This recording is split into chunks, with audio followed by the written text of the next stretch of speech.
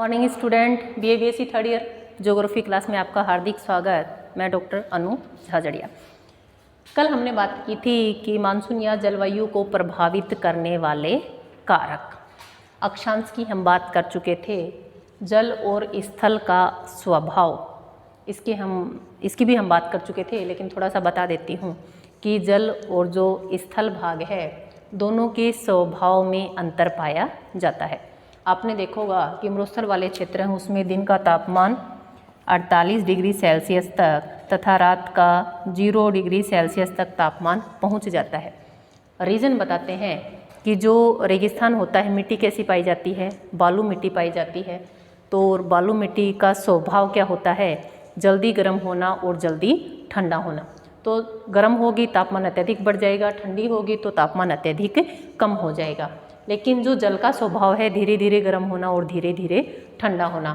इसी कारण आपने देखा होगा कि जितने भी समुद्र तट वाले क्षेत्र हैं वहाँ पर न तो अधिक सर्दी पड़ती है और न ही अधिक गर्मी पड़ती है। आपने मुंबई की बात की, जलवायु कैसी पाई जाती है, सम जलवायु। आपने दिल्ली की बात की, गर्मियों में भयंकर गर्मी और सर्दियों में सर्दी। सही है, दोनों में अंतर पाया जाता है। क्यों अंतर पाया जाता है? यह जल के समीप है इसलिए जलवायु अनुकूल पाई जाती है, सम जलवायु पाई जाती है। जबकि यह जल से दूरी है या हम कह सकते हैं कि सागर से दूरी है, जिसके कारण दिल्ली का जो तापमान है यहाँ पे आप कह सकते हैं जो दिल्ली की जलवायु है वह विषम प्रकार की पाई जाती है। नेक्स्ट हम बात करेंगे सागर तल से दूरी। इसमें भी हम इसको प्रदर्शित कर सकते हैं कि जो भारत सागर तल से दूरी, सागर से जैसे जैसे दूरी बढ़ती जाती है हम महाद्वीपों के आंतरिक भागों में जाते हैं वहाँ पर तापमान में बढ़ोतरी पाई जाती है। या कह सकते हैं कि सागर के पास वाले जो भाग होते हैं वहाँ पर अनुकूल जलवायु पाई जाती है। और जैसे जैसे हम भीतरी भागों में, महाद्वीप के भीतरी भागों में जाते हैं तो जो जलवायु है या तापमान है उसमें अत्यधिक विषमता पाई जाती है। मैंने आपको एक कल शब्द बताया था तापांतर। तापांतर का अर्थ होता है दिन और रात के तापमान में अंतर। तापमान में अंतर कि दिन और रात के जो तापमान में अंतर होता है उसको हम बोलते हैं तापांतर। एक दिन का होता है तो हम उसको बोलते हैं दैनिक, महीने का होता है तो मासिक तापांतर और वर्ष का होता है तो वार्षिक तापांतर। अब सागर तल से दूरी की बात करें, जो भाग यहाँ किनारे पर स्थित हैं न तो अत्यधिक तापमान होगा और न तापमान कम होगा, लेकिन यहाँ पर जो तापमांतर है उसमें अंतर कम मिलेगा आपको। क्यों? क्योंकि दिन और रात के तापमान में अत्यधिक अंतर नहीं पाया जाता है। लेकिन अगर किसी भूभाग या महाद्वीप के भीतरी भागों में कोई स्थान है वहाँ पर तापमांतर में अत्यधिक अंतर पाया जाएगा, क्योंकि यहाँ पर जल का प्रभाव अधिक रहता है और यहाँ पर स्थल का प्रभाव अधिक रहता है। नेक्स्ट हम बात करें कि सागर तल से ऊंचाई की। आपने देखा होगा कि भारत का जो समुद्री तल का मापन है वो कहाँ से किया जाता है? चेन्नई से, क्योंकि चेन्नई का जो तट है सर्वाधिक विस्तृत तट माना जाता है। और उसको आपने एक चीज़ और देखी होगी कि रेलवे स्टेशन आप जाते हैं तो वहाँ लिखा होता है कि समुद्र तल से औसत ऊंचाई इतने मीटर। तो जो तल का मापन है वो कहाँ से किया जाता है? चेन्नई से किया जाता है। चेन्नई का जो समुद्री तट है वहाँ से तल का मापन किया जाता है। सागर तल से अगर हम ऊंचाई की बात करें, एक है हमारे पास आगरा या दिल्ली बोल सकते हैं हम, और दूसरा इसी अक्षांश पर हमारे पास है दार्जिलिंग। ठीक है, सर्दियों की बात करें यहाँ तो मिलेगा 16 डिग्री टेम्परेचर और यहाँ मिलेगा 5 डिग्री या 4 डिग्री टेम्परेचर। कि दोनों में क्या है, एक ही अक्षांश पर स्थित है लेकिन दोनों के टेम्परेचर में क्या पाई जाती है? विभिन्नता पाई जाती है। रीजन क्या है? सागर तल से ऊंचाई की आगरा की ऊंचाई उतनी अधिक नहीं है जितनी दार्जिलिंग जितनी ऊंचाई पर स्थित है। कह सकते हैं कि जैसे जैसे हम ऊंचाई पर जाते हैं तापमान में क्या आती जाती है? कमी आती जाती है। आपने देखा होगा कि 165 मीटर पर धरातल से 165 मीटर की ऊंचाई पर 1 डिग्री सेल्सियस जो टेम्परेचर है वो क्या हो जाता है? कम हो जाता है। और इसको हम नाम क्या देते हैं? तापमान की सामान्य हार्श दर। ये जो टेम्परेचर कम होता है इसको हम क्या बोलते हैं, तापमान की सामान्य हार्श दर, कि इस दर से टेम्परेचर क्या होगा, कम होगा। तो आगरा की बात करें और दार्जिलिंग की बात करें तो आपने देखा होगा कि जैसे जैसे हम ऊंचाई पर जाएंगे तापमान कैसा मिलेगा, हमें कम मिलेगा। तापमान कम मिलेगा तो जलवायु कैसी रहेगी, वहाँ पर कह सकते हैं कि गर्मी के समय अनुकूल जलवायु मिलेगी। दूसरा आपने ये भी देखा होगा कि भारत इतना बड़ा विस्तृत क्षेत्र है, विश्व का 2.4% यहाँ पर क्षेत्रफल है और 17.5% यहाँ जनसंख्या निवास करती है। इतने बड़े क्षेत्र पर एक जैसी जलवायु पाया जाना संभव नहीं है। उष्ण और उपोष्ण दोनों प्रकार की यहाँ पर जलवायु पाई जाती है। दूसरा, जैसे गर्मी होती हैं तो आप कहाँ घूमने जाते हैं गर्मियों में? गर्मियों में हम किसी पर्वत पर घूमना पसंद करते हैं, चाहे राजस्थान का माउंट आबू हो, शिमला, मसूरी, नैनीताल, दार्जिलिंग, रानीखेत। हम कहाँ घूमना पसंद करते हैं? ऊंचाई वाले स्थानों पर, क्योंकि वहाँ पर गर्मी से राहत के लिए तापमान क्या मिलता है, कम पाया जाता है। जबकि उत्तर भारत में लू चलती हैं, उस समय हमारा माउंट आबू कह सकते हैं, या राजस्थान के जो ऊंचाई पर स्थित भाग हैं, दार्जिलिंग है, शिमला है, वहाँ पर टेम्परेचर तापमान कम पाया जाता है, इसलिए वहाँ पर गर्मियों के समय में घूमना पसंद करते हैं। लेकिन अगर बात करें सर्दियों में कहाँ जाना पसंद करते हैं? गोवा, चेन्नई, मतलब समुद्री जो तट वाले क्षेत्र हैं वहाँ पर जाना पसंद करते हैं। उसका कारण क्या होता है? जैसे हमारे कर्क रेखा भारत के मध्य से गुजरती है, तो हमारे यहाँ ये क्या है, भारत का मानचित्र है और कर्क रेखा कहाँ से गुजरती है? भारत के मध्य से। कब गुजरेगी? 21 जून को। सही है, 21 जून को कर्क रेखा की स्थिति यहाँ रहती है। हम कह सकते हैं कि सूर्य सीधा कहाँ चमकता है? कर्क रेखा पर चमकता है। तो हमारे इस वाले क्षेत्र में भी गर्मी रहेगी, इस वाले क्षेत्र में भी गर्मी रहेगी और ऊपर वाले क्षेत्र पे भी किस प्रकार का तापमान रहेगा? तापमान अधिक रहेगा। क्यों? क्योंकि सूर्य कहाँ चमक रहा है? यहाँ चमक रहा है। तो उष्ण प्रकार की जलवायु है या नहीं है? तो ऐसे समय में जो ऊंचाई वाले स्थान होते हैं वो घूमने की दृष्टि से सर्वाधिक प्रिय माने जाते हैं। क्यों? क्योंकि जैसे जैसे आप ऊंचाई पर जाओगे तापमान में क्या आती जाएगी? कमी आती जाएगी। अगर आपको सर्दियों में घूमना है, सर्दियों में आप इस तट वाले क्षेत्र पर कहीं भी घूम सकते हैं, जलवायु आपको अनुकूल मिलेगी। क्यों मिलेगी? क्योंकि जब सर्दियों की बात आएगी तो सूर्य कहाँ चमकेगा? सीधा इस मकर रेखा पर सीधा चमकेगा। जब सूर्य यहाँ चमकेगा तो आपकी इस वाले क्षेत्र पर उसका इतना अधिक प्रभाव नहीं रहेगा और उस समय कौन से जो क्षेत्र हैं वो घूमने की दृष्टि से महत्वपूर्ण माने जाते हैं। जो समुद्र या हम कह सकते हैं समुद्री तट या बीच वाले जो भाग होते हैं वह घूमने की दृष्टि से महत्वपूर्ण माने जाते हैं। तो जो सागर तल से ऊंचाई है वो भी इस चीज़ को प्रभावित करती है कि हम सभी जानते हैं जैसे जैसे ऊंचाई पे जाएंगे तापमान में क्या आती जाएगी? कमी आती जाएगी। और सूर्य की स्थिति यहाँ या यहाँ रहने से इस पूरे क्षेत्र में तापमान अधिक पाया जाता है। यही कारण है कि जो ऊंचाई वाले भाग हैं, हिमालय वाले जो क्षेत्र हैं, वहाँ पर गर्मियों में घूमना पसंद किया जाता है। नेक्स्ट हम बात करेंगे इसमें कि उच्चावच को क्या बोलते हैं? ऊंचाई। और इसका एक नाम और भी है उत्तुंगता। उत्तुंगता भी कहा जाता है ऊंचाई कि ऊंचाई भी क्या करती है? किसी जो प्रदेश या जलवायु को प्रभावित करने वाले मुख्य कारकों में उसको शामिल किया जाता है। आपने देखा होगा कि जो बात अभी हमने की वही चीज़ इस पे भी लागू होती है कि दो स्थान सेम अक्षांश पर स्थित हैं। एक हम बात करें किसकी? आगरा की। दूसरे हमने बात करी दार्जिलिंग की।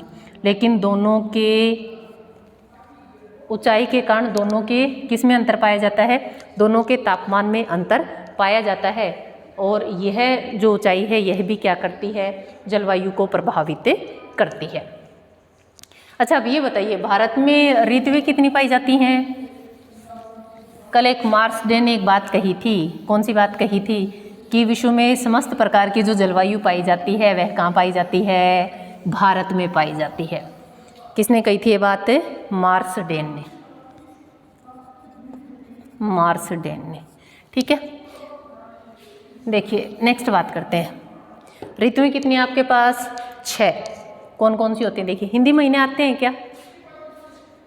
चलो करते हैं बात। इंग्लिश तो सभी को आते होंगे, जनवरी, फरवरी, मार्च, अप्रैल। देखिए हम बात करते हैं सबसे पहले किसकी बात करेंगे? ऋतुओं की। ऋतुएं फर्स्ट कौन सी आती है? फर्स्ट ऋतु कौन सी होती है? बसंत, होली के आसपास। बसंत के बाद ग्रीष्म, ग्रीष्म के बाद वर्षा, वर्षा के बाद शरद, फिर हेमंत और लास्ट में आता है शिशिर। ठीक है। अब इन्हीं को हम अंग्रेजी महीनों में मार्च और अप्रैल, मई एंड जून, जुलाई और अगस्त, सितंबर और अक्टूबर, नवंबर और दिसंबर, ये जनवरी और ये फरवरी। सही है। ये आ गए हमारे अंग्रेजी महीने की। हम बात करें बसंत कौन से महीने में आएगा? मार्च या अप्रैल में। सही है। ये थे हमारे अंग्रेजी महीने। देसी महीनों की बात करें, हिंदी महीनों की बात करें, सबसे पहले कौन सा आता है? चैत्र। चैत्र के साथ बैसाख, चैत्र, बैसाख, आषाढ़, चैत्र, बैसाख। एक बार वापस देखिए इसमें, चैत, बैसाख, जेठ, साढ़, थोड़ा सा डिफरेंस हो जाता है। चैत्र, बैसाख, ज्येष्ठ हम लोकल भाषा में क्या बोलते हैं? जेठ। दो हैं इस बार, एक है। चैत्र, बैसाख, जेठ, आषाढ़। आषाढ़ के बाद क्या आता है? बारिश कौन से महीने में आती है? सावन, श्रावण। श्रावण के बाद भाद्र, भादवा भी बोलते हैं जिसको, भाद्र। भाद्र के बाद आश्विन, आश्विन। आश्विन के बाद, आश्विन के बाद आता है आपका कार्तिक। कार्तिक के बाद आता है मार्गशीर्ष, और मार्गशीर्ष के बाद आएगा आपका पोष जिसको बोलते हैं। ये आ जाएगा माघ, और ये आ जाएगा फाल्गुन।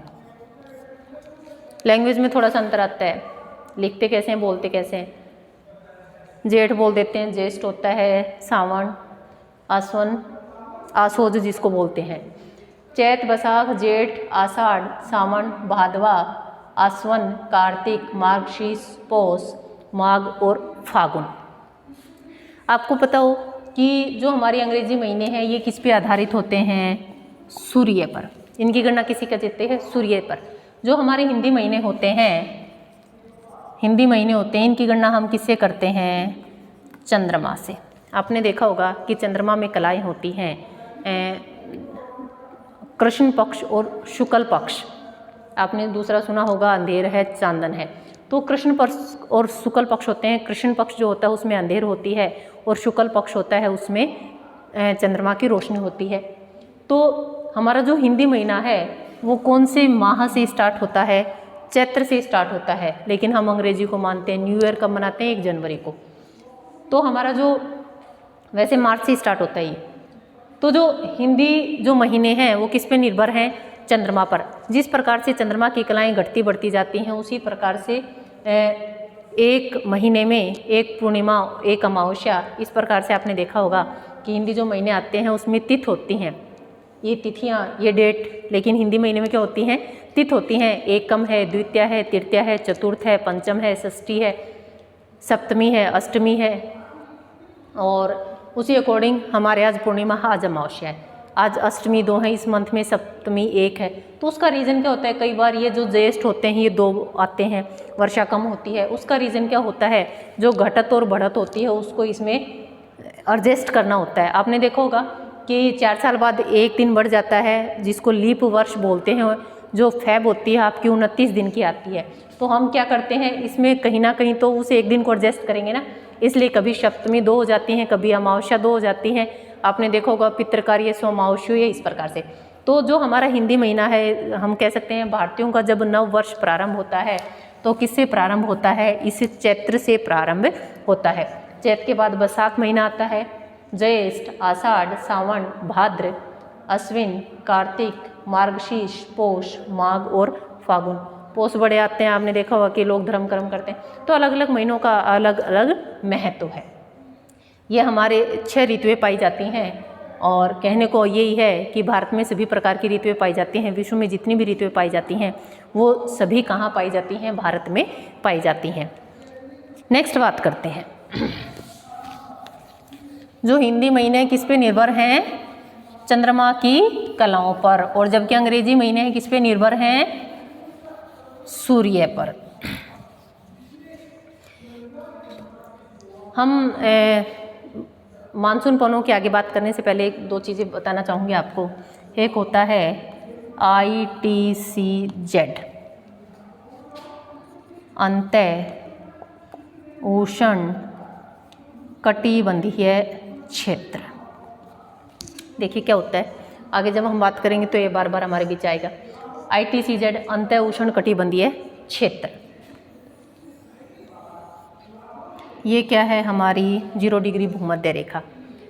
सूर्य की सीधी किरणें पड़ती हैं, इधर से ये पवने और इधर से ये पवने, सही है। ये जो क्षेत्र होता है इसको बोलते हैं ITCZ, इंटरट्रॉपिकल कन्वर्जन जोन, अंतः उष्ण कटिबंधीय क्षेत्र। इसमें क्या होता है, ये पवने इधर से आते हैं, ये पवने इधर से आते हैं। जो ITCZ है ना, इसकी स्थिति में परिवर्तन होता रहता है। गर्मियों में यह उत्तर की तरफ खिसक जाता है, दक्षिणी में यह दक्षिणी ध्रुव की ओर कह सकते हैं, या हम दक्षिणी भाग की ओर खिसक जाता है। गर्मियों में जो इसकी स्थिति होती है, क्योंकि आप सभी जानते हैं कि जो कर्क रेखा है उस पर सूर्य सीधा चमकता है, इसलिए जितनी भी वायुदाब की पेटियाँ ये सारी उत्तर में खिसक जाएंगी, पवनों की पेटियाँ। और जब सूर्य मकर रेखा पर चमकेगा तो ये जितनी भी पेटियाँ हैं वो सारी किधर खिसक जाएंगी? दक्षिण में खिसक जाएंगी। यहाँ क्या होता है, निम्न वायुदाब का क्षेत्र है, निम्न वायुदाब का क्षेत्र है। देखिए क्या होता है, एक होता है तापमान और दूसरा है हमारे पास वायुदाब। वायुदाब, इन दोनों में विपरीत संबंध पाया जाता है। तापमान कम होता है तो वायुदाब अधिक मिलता है, और तापमान अधिक होता है तो वायुदाब कैसा मिलता है? कम मिलता है। तापमान और वायुदाब दोनों में विपरीत संबंध पाया जाता है। तापमान कम, वायुदाब अधिक, वायुदाब अधिक, तापमान कम। दूसरी एक बात और बताती हूँ, जो पवनें चलती हैं वो कब चलती हैं? जब इनमें वायुदाब का अंतर पाया जाता है। पवनें हमेशा उच्च वायुदाब से निम्न वायुदाब की ओर चलती हैं। जो ITCZ है उसमें क्या होता है, यहाँ निम्न वायुदाब का क्षेत्र बनेगा। क्यों? क्योंकि भूमध्य रेखा पर सूर्य की सीधी किरणें पड़ती हैं, सूर्य की सीधी किरणें पड़ेंगी, निम्न तापमान अधिक होगा, तापमान अधिक होगा तो निम्न वायुदाब का केंद्र बनेगा। लेकिन जब सूर्य की स्थिति यहाँ होगी तो निम्न वायुदाब का केंद्र भी किधर बनेगा? उत्तर की तरफ, सही है। जब सूर्य मकर रेखा पर होगा तो जो ये निम्न वायुदाब का केंद्र है ये किधर बनेगा? दक्षिण की ओर। तो यही कारण है यहाँ पवनें आपस में टकराती हैं, और जितनी अधिक ऊंचाई तक इसका विस्तार जाता है उसके कारण ही यह क्षेत्र उत्तर और दक्षिण की तरफ खिसक जाता है। गर्मी की ऋतु में यह उत्तर की ओर खिसक जाता है, जिसको हम बोलते हैं उत्तरायण। और दक्षिण में, सर्दियों की बात करें तो दक्षिण में खिसक जाता है, जिसको बोलते हैं दक्षिणायन। कि जो सूर्य है उसकी स्थिति में अंतर आ जाता है। अब ये जो पेटियां उधर ऊपर की ओर खिसक जाती हैं उसका रीज़न यही है, जो निम्न वायुदाब का केंद्र है वो यहाँ बनेगा, तो जितनी भी आपकी वायुदाब की पेटियां हैं ये सारी उत्तर की तरफ खिसक जाती हैं। तो ITCZ, अंतः उष्ण कटिबंधीय क्षेत्र। तो इस जो क्षेत्र है इसमें क्या होता रहता है? स्थानांतरण होता रहता है। आगे हम बात करेंगे कि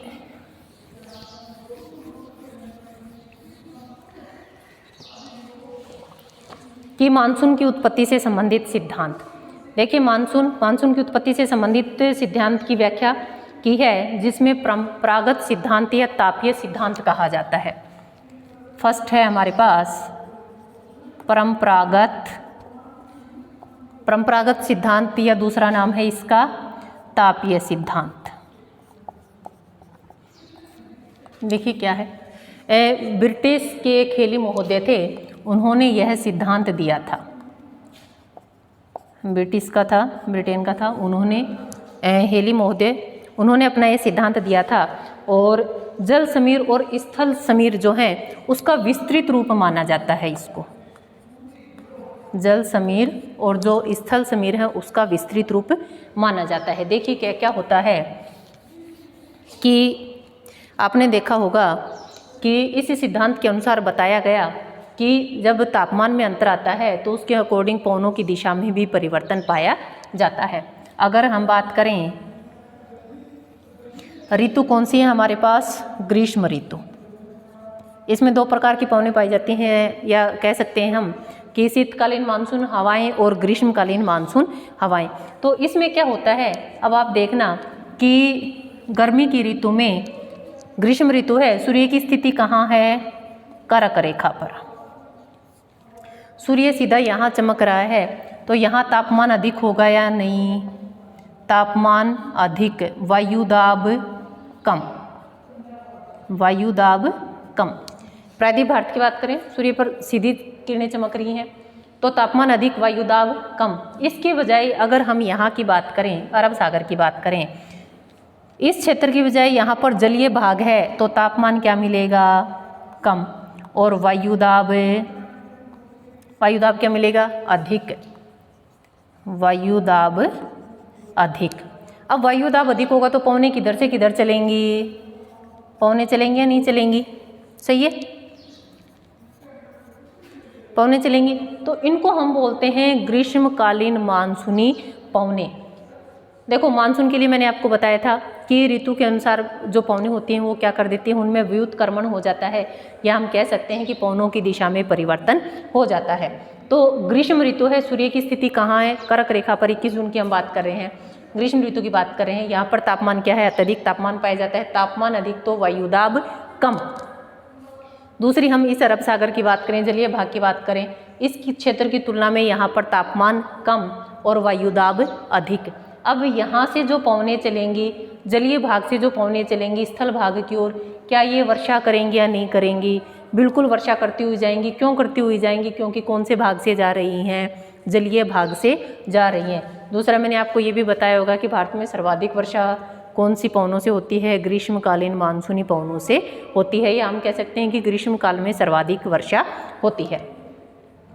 वायुदाब में अंतर, वायुदाब में अंतर के कारण क्या हुआ, पवनें चलना प्रारंभ हुई उच्च वायुदाब से निम्न वायुदाब की ओर। जब पवनें चलना प्रारंभ हुई तो अपने साथ जल ले गई और जल को क्या किया, उन्होंने वर्षा की। दूसरा एक चीज़ और बताते हैं, इधर हमारा पश्चिमी घाट और इधर हमारा पूर्वी घाट है, सही है। अब यहाँ से जो पवनें जाएंगी पश्चिमी घाट से टकराएंगी या नहीं टकराएंगी, टकराएंगी। तो इस क्षेत्र में अगर हम मुंबई की बात करें, यहाँ पर वर्षा क्या होगी, अधिक होगी, जबकि यहाँ पुणे की बात करें, यहाँ पर वर्षा कम होगी। क्यों होगी, ये हमारा वृष्टि छाया क्षेत्र है। किस प्रकार का क्षेत्र है, वृष्टि छाया क्षेत्र, कि ऐसा क्षेत्र जहाँ पर वर्षा नहीं होती है, कम होती है। अब यहाँ पहाड़ी है, इस पहाड़ी से जब आर्द्र पवनें टकराएंगी तो वर्षा कहाँ हो जाएगी, यहीं हो जाएगी। आगे क्या होगा, पवनें शुष्क हो जाएंगी, ऊपर उठेंगी और आगे निकल जाएंगे। तो मुंबई और जो पुणे हैं दोनों में अधिक अंतर नहीं पाया जाता, लेकिन वर्षा के संदर्भ में अगर हम बात करें तो दोनों में अंतर पाया जाता है। ये पवनों के अभिमुख है, बिल्कुल सामने है, इसलिए वर्षा अधिक होती है, और ये पवन विमुख ढाल पर है, या हम कह सकते हैं कि वृष्टि छाया क्षेत्र में शामिल है, जिसके कारण यहाँ पर वर्षा क्या होगी, कम होगी। दूसरा आपने देखा होगा कि भारत का एकमात्र राज्य ऐसा है जहाँ शीतकाल में वर्षा होती है, ग्रीष्म ऋतु में वर्षा नहीं होती है, वो है आपका तमिलनाडु। रीजन देखिए, इधर से ये पवनें जाएंगी तो इसको छोड़ जाती हैं, ये इधर से पवनें जाएंगी, जिधर वायुदाब कम होगा, तिब्बत का पठार भी इसका एक मुख्य कारण बनता है। अब यहाँ से क्या होगा, ये पवनें इधर चली जाएंगी, जो हमारा तमिलनाडु है वह छूट जाएगा, और ग्रीष्म काल में उसको वर्षा की प्राप्ति नहीं होती है। कई बार कॉम्पिटिशन एग्जाम में भी पूछ लिया जाता है कि भारत का एकमात्र राज्य ऐसा कौन सा है जहाँ शीतकाल में वर्षा होती है, तो हम क्या बोलते हैं, तमिलनाडु। कि हमारे बाकी तो पूरे जो भारत की अगर हम बात करें, वर्षा गर्मियों में होती है, लेकिन यहाँ क्यों नहीं होती है, क्योंकि ये पवनें इधर से ही निकल जाती हैं और तमिलनाडु हमारा यहाँ बच जाता है, जिसके कारण यहाँ ग्रीष्म काल में वर्षा नहीं होती है। शीतकाल में यह लौटते हुए मानसून के माध्यम से यहाँ वर्षा होती है, क्योंकि जब वो बंगाल की खाड़ी से होकर इधर गुजरती हैं तब सर्दियों में यहाँ पर वर्षा होती है। तो ये तो हमने बात करी ग्रीष्मकालीन मानसून पवनों की। कि ग्रीष्म काल में जो हमारी मानसून पवनें हैं उनकी स्थिति इस प्रकार से पाई जाती है। वृष्टि छाया क्षेत्र वो होते हैं जहाँ पर वर्षा की मात्रा कम होती है, न के बराबर होती है। आपने भूकंप छाया क्षेत्र सुना होगा कि ऐसे क्षेत्र जहाँ पर भूकंप नहीं आते हैं। तो वृष्टि छाया क्षेत्र कौन से होते हैं? जहाँ पर वर्षा नहीं होती है। वृष्टि को हम वर्षा दोनों एक ही समरूप हैं। तो वृष्टि छाया क्षेत्र ऐसे क्षेत्र जहाँ पर वर्षा नहीं होती है। ये थी हमारी कौन सी? ग्रीष्मकालीन मानसून पवनें। नेक्स्ट हम बात करेंगे, इन्होंने पवनों के दो प्रकार बताए थे। एक थी ग्रीष्मकालीन मानसून पवनें और जो दूसरी पवनें हैं वो हैं हमारी शीतकालीन मानसून पवनें। देखिए शीतकाल में क्या होगा, ये हमारा वापिस भारत आ गया, लेकिन शीतकाल में सूर्य की स्थिति कहाँ रहती है? ये 0 डिग्री भूमध्य रेखा और इधर 23.5 डिग्री कौन सी? मकर रेखा। शीतकालीन हमारे यहाँ ऋतु कौन सी आ गई? सर्दी की। देखिए क्या होता है, अगर हम बात करें कि ये भाग है जल भाग और ये भाग है स्थल भाग है, तिब्बत का पठार जो भी हम कह सकते हैं, कि स्थल भाग और जल भाग, ये भाग दोनों में तापमान कम कहाँ मिलेगा? तापमान कम यहाँ मिलेगा। सही है। सर्दियाँ पड़ रही हैं, आपके पर्वतीय भाग है, तापमान कम मिलेगा, जबकि ये जलीय भाग है इसलिए तापमान क्या होगा? अधिक मिलेगा। सही है, क्योंकि हम सभी जानते हैं जल का स्वभाव कैसा है, धीरे धीरे गर्म होगा, धीरे धीरे ठंडा। तो यहाँ पर जो जल है वो यहाँ की बजाय यहाँ पर तापमान क्या होगा? अधिक होगा। स्थल भाग है, तापमान क्या है? कम है। तापमान कम है और वायुदाब क्या है? अधिक है। सही है। यहाँ पर क्या है? तापमान अधिक है और वायुदाब कम है। सही है। तो पवनों की जो दिशा है वो विपरीत होगी या नहीं होगी? सही है। ये वाली पवनें जब इधर से बंगाल की खाड़ी से गुजरेंगी तो इस तमिलनाडु पर क्या कर देंगी? वर्षा कर देंगी। सही है। अब ऐसे तो देखा जाए पहाड़ी क्षेत्र से पवनें आ रही हैं उच्च वायुदाब से निम्न वायुदाब की ओर। जब यहाँ क्या होता है, गंगा के मैदान से थोड़ी बहुत जलवाष्प को ग्रहण कर लेती हैं, थोड़ी बहुत वर्षा कर देती हैं। नहीं तो पवनें किस प्रकार की रहती हैं? शुष्क पवनें रहती हैं। लेकिन तमिलनाडु के पास यहाँ जो पवनें हैं बंगाल की खाड़ी से गुजरती हैं और जलवाष्प को ग्रहण कर लेती हैं और तमिलनाडु में वर्षा कर देती हैं। शीतकालीन मानसून पवनें कि सर्दियों में देखिए पवनों की दिशा में पूर्ण रूप से क्या आ गया? परिवर्तन आ गया। उच्च वायुदाब निम्न वायुदाब के केंद्र बनते हैं जिसके कारण पवनें चलना प्रारंभ करती हैं।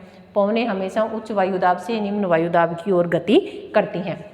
तो इधर उच्च वायुदाब है, इधर निम्न वायुदाब है।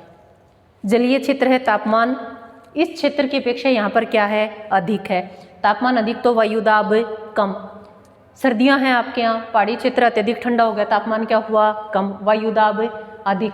इसलिए उच्च वायुदाब से निम्न वायुदाब की ओर जब पवनें चलती हैं तो पवनों की दशा में पूर्ण रूप से व्युत्क्रमण पाया जाता है। कह सकते हैं कि गर्मी और सर्दियों की जो पवनें चलती हैं दोनों एक दूसरे के विपरीत चल रही हैं। अब यहाँ पर थोड़ा सा पार्ट बंगाल की खाड़ी से पवनें निकलती हैं और इस वाले क्षेत्र में क्या कर देती हैं? वर्षा कर देती हैं, क्योंकि बंगाल की खाड़ी से आर्द्रता को ग्रहण कर देती हैं। आगे तमिलनाडु आता है तो वहाँ पर वर्षा कर देती हैं। और आपने सुना होगा कि भारत का एकमात्र राज्य जहाँ शीतकाल में वर्षा होती है तो कौन सा है? तमिलनाडु।